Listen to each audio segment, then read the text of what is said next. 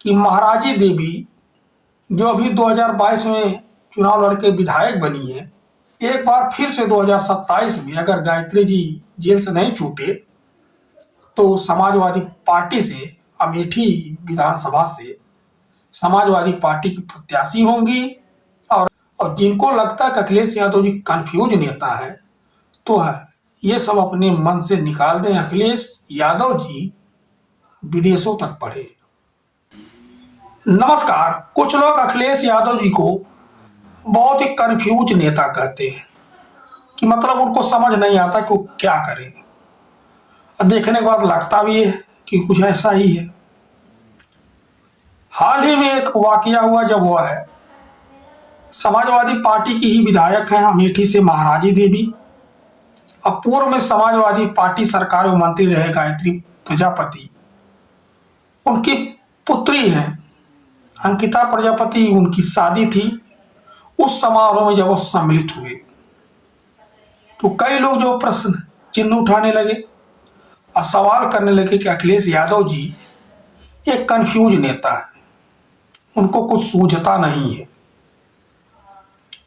क्योंकि महाराजी देवी ने समाजवादी पार्टी के खिलाफ मतदान किया था राज्यसभा के चुनाव में। गायत्री जी जेल में है, सपा सरकार में कद्दावर नेता नेताजी मुलायम सिंह यादव जी के खासम खास थे। अखिलेश जी उनके लिए कुछ नहीं किए, ऐसा आरोप कई लोग लगाते रहे।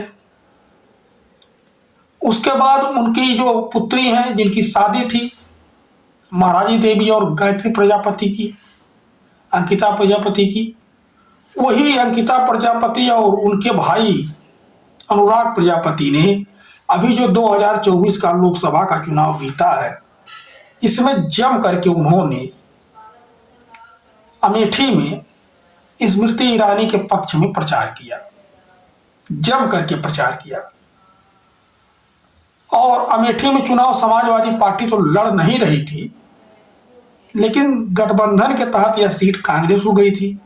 और कांग्रेस से चुनाव लड़ रहे थे किशोरी लाल शर्मा। हालांकि यह सीट स्मृति ईरानी जीत तो नहीं पाई, किशोरी लाल शर्मा एक बम्पर वोटों से चुनाव जीते, बहुत बम्पर वोटों से। लेकिन अंकिता प्रजापति और अनुराग प्रजापति जो महाराजी के बेटे और गायत्री प्रजापति के बेटे हैं, उन लोगों ने खुले मंच से जो है इनके लिए वोट मांगा। तब ऐसे कयास लगाए जाने लगे कि अब समाजवादी पार्टी इनसे जो अपना पूरा जो है पीछा छुड़ा लेगी। तब भी अखिलेश जी ने कोई कदम नहीं उठाया। उसके बाद कई नेताओं को समाजवादी पार्टी ने बाहर किया, अभय सिंह को बाहर किया, राकेश प्रताप सिंह को बाहर किया। तब भी ये लगा कि इनको बाहर का रास्ता दिखा देगी, क्योंकि अमेठी से ही राकेश प्रताप सिंह आते हैं। तब भी कोई कदम नहीं उठाया। उसके बाद पूजा पाल वाला मैटर आया। ऐसा लगा कि पूजा पाल के ऊपर जब कार्रवाई हो गई, क्योंकि अखिलेश जी ने कहा था कि महिला विधायकों के ऊपर हम कोई कार्रवाई नहीं करेंगे, लेकिन जब पूजा पाल के ऊपर कार्रवाई कर दिया जो विधायक है समाजवादी पार्टी की, तो ऐसा लगा कि इनके ऊपर भी हो जाएगा। लेकिन फिर भी जो है नहीं किया महाराजी देवी की। तो अब अखिलेश जी जो शादी समारोह में पहुंचे, और इस समारोह में सबसे मजेदार बात है कि खुद गायत्री प्रजापति साहब भी मौजूद रहे, जो जेल में बंद अभी है, लेकिन स्पेशल शादी के लिए जो है विवाह के लिए उनकी पुत्री का शादी थी, तो पैरोल पर छूट करके आए थे। शादी समारोह में भाग लिया, वर वधू को आशीर्वाद दिया। अखिलेश जी भी पहुंचे, पार्टी के तमाम वरिष्ठ नेता भी पहुंचे। यहीं पर अखिलेश और गायत्री प्रजापति और महाराजी प्रजापति की जब मुलाकात हुई तो तमाम जो प्रश्न उठने शुरू हो गए, क्योंकि 2027 का विधानसभा चुनाव करीब आ रहा है। गायत्री प्रजापति जी प्रजापति समाज के यानी कुम्हार समाज के बड़े नेता हैं, और समाजवादी पार्टी की सरकार में उन्होंने खनन मंत्रालय जैसा महत्वपूर्ण विभाग को संभाला है। नेताजी मुलायम सिंह यादव जी के बहुत करीबी रहे।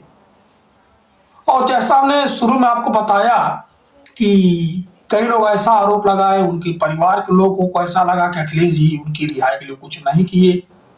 तो कुछ दूरियां जो भी रही हो गायत्री जी में और अखिलेश जी में, तो दूरियां जो है कम धीरे धीरे हो गई। अब इसका जो लाभ जो है समाजवादी पार्टी को आने वाले 2027 के विधानसभा चुनाव में मिलेगा।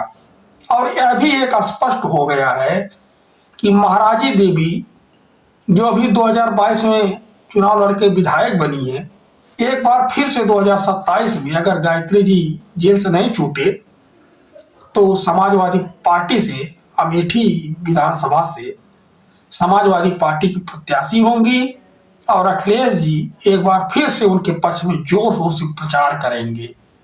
क्योंकि महाराजी प्रजापति बहुत सीधी साधी महिला है। तो सपा अध्यक्ष अखिलेश यादव जी कोई कोर कसर नहीं छोड़ना चाहते।